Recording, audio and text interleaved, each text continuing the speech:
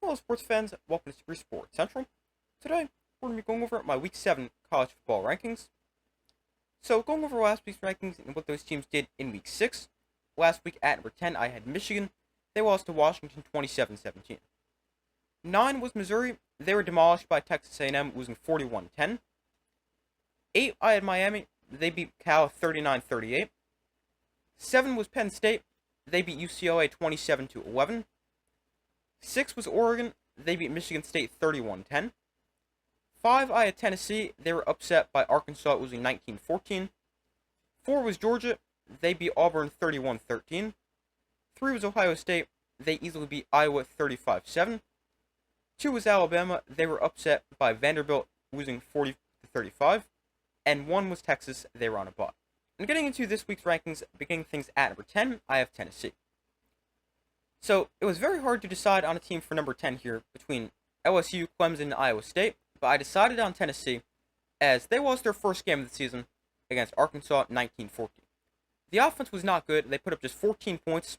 They ran the ball pretty effectively, rushing for 174 yards and 2 touchdowns as a team, but throwing the ball was bad. Quarterback Nico Iamaleava had just 158 passing yards and actually ran out of bounds to end the game instead of throwing the ball downfield.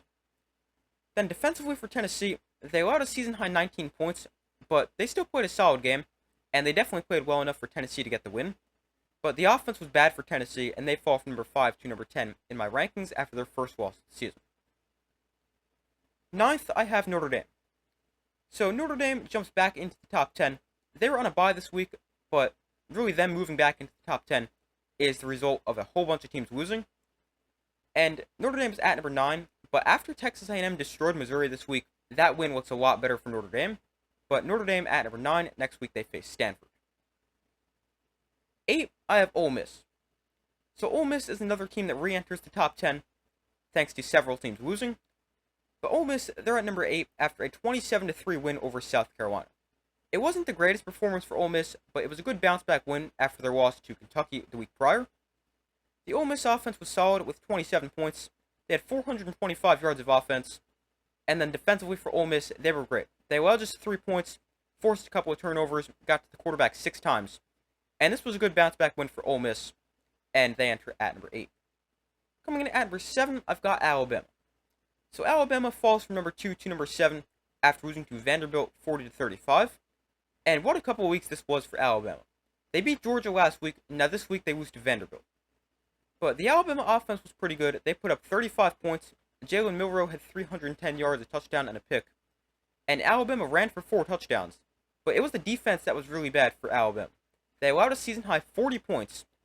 And the problem was the defense couldn't get off the field. They allowed Vanderbilt to convert 12 of their 18 third downs, and Vanderbilt had the ball for 42 minutes. But Alabama lost to Vanderbilt. That is a terrible loss, and I have them falling to number 7. They're still a good team, one of the best one-loss teams in the country. And you also have to respect the fact that they have probably the best win of the season with their win over Georgia. But I have Alabama falling to number 7. Coming in at number 6, I have Penn State. So Penn State moves up to number 6 after they beat UCLA 27-11. But I don't think Penn State is the 6th best team in the country. Because this happens every year for Penn State. They start off the season playing absolutely nobodies. They're undefeated, and then they go play a team that's actually good, and then they lose. But Penn State, they're ranked number 6 after their win over UCLA. The offense was decent, nothing great, with 27 points. They didn't run the ball that effectively, but quarterback Drew Auer was pretty good with 237 passing yards and a touchdown. And then the Penn State defense was good, allowing just 11 points and 260 yards. But Penn State, they're still undefeated, which is the only reason I have them at number 6, although I don't really think they deserve this ranking. Number 5, I have Miami. So Miami, they enter at number 5 after a wild comeback over Cal. They ended up winning at 39-38, but they trailed 35-10 midway through the third quarter, and then they trailed 38-18 early in the fourth quarter. But Miami, they outscored Cal 21-3 in the final quarter to remain undefeated and get the win. Quarterback Cam Ward was great once again, with 437 passing yards and 3 total touchdowns, 2 passing, 1 rushing. He also threw a pick. And receiver Xavier Restrepo was great, with 7 catches for 163 yards. Now, the defense for Miami allowed a season-high 38 points, which is also the most points Cal has scored this season. And this is now back-to-back weeks for Miami where their defense has allowed over 30 points. But Miami, they were able to come back and get the win, and they've remained undefeated. I have them at number 5. Coming in at number 4, I have Oregon. So Oregon enters at number 4 after a 31-10 win over Michigan State. The offense played well, although they only put up 31 points, but they had 477 yards of offense. Quarterback Dylan Gabriel was pretty good. He had 257 yards, 2 touchdowns, and 2 picks, and he also ran for a touchdown. And then Oregon as a team ran for 213 yards and 2 touchdowns, and that includes 166 yards from running back Jordan James. Then the Oregon defense also played well, pitching a shutout until garbage time. But Oregon is now 5-0. I still don't think they've quite reached their potential yet this season, but they are improving and getting closer to hitting their potential. But I have Oregon at number 4. Number 3, I have Georgia.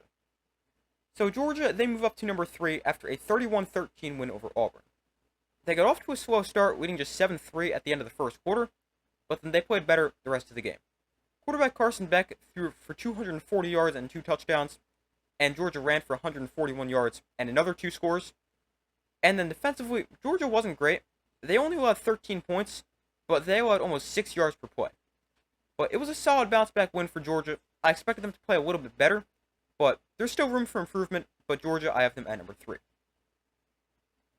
Number 2, I have Ohio State. So Ohio State moves up 1 spot to number 2 after they beat Iowa 35-7. They get off to a very slow start, leading just 7-0 at halftime, but then scored 28 points in the second half. Quarterback Will Howard was great with 209 yards and 4 touchdowns passing, and he also ran for another score. And then Ohio State ran the football extremely effectively, rushing for 203 yards, a touchdown, while averaging 5.1 yards per carry. And the Ohio State defense was good, but you also have to take into account they were facing Iowa. But they allowed just 7 points, 226 yards, and Ohio State, they've remained undefeated. They're at number 2. And my number 1 team remains Texas. They've remained at number 1. They were on a bye this week, but next week they face Oklahoma. And moving on to my updated college football playoff predictions. So these were extremely difficult to come up with. But the top 4 stays with the same 4 teams. My number 1 seed is Texas, a 13-0 SEC champion. Number 2 is Ohio State, the 13-0 Big Ten champion. My 3rd seed is Miami, a 13-0 ACC champion. And the 4th seed, a 12-1 Big 12 champion, Kansas State. And getting into the 5 through 12 seeds, which is essentially pure chaos. But number 5, I have a 11-2 Oregon. Number 6, I have Georgia at 10-2. Number 7, I have Notre Dame at 11-1. Number 8, I have Penn State, also at 11-1. 9, I have Tennessee at 10-2. 10, I have Clemson at 11-2. And then the 11 seed, it is extremely tough for me to come up with a team. You'll notice I haven't said Alabama yet, and that is because this 11 seed comes down to a 10-3 Alabama team, an 11-2 Utah, and a 10-3 Ole Miss. I could really understand the argument to have any of those teams in there, but I'm going to give the final spot to the 10-2 Ole Miss. And then the 12 seed is the Group of 5 conference champion, and that is Boise State. But the interesting with Boise State is if they keep winning and some of these other teams keep losing, and Boise State wins their conference, there's a chance they're ranked higher than the 12th seed. So that makes things interesting. Also, shout out running back Ashton Jeanty, who had another monster game, and now has over 1,000 rushing yards, and it's the first week of October. But those are my Week 7 college football rankings and my updated college football playoff predictions. Thank you guys for watching. Be sure to like this video, subscribe, turn notifications so you don't miss any of their upcoming videos. I do my best to post as often as possible, and I will see you in the next video.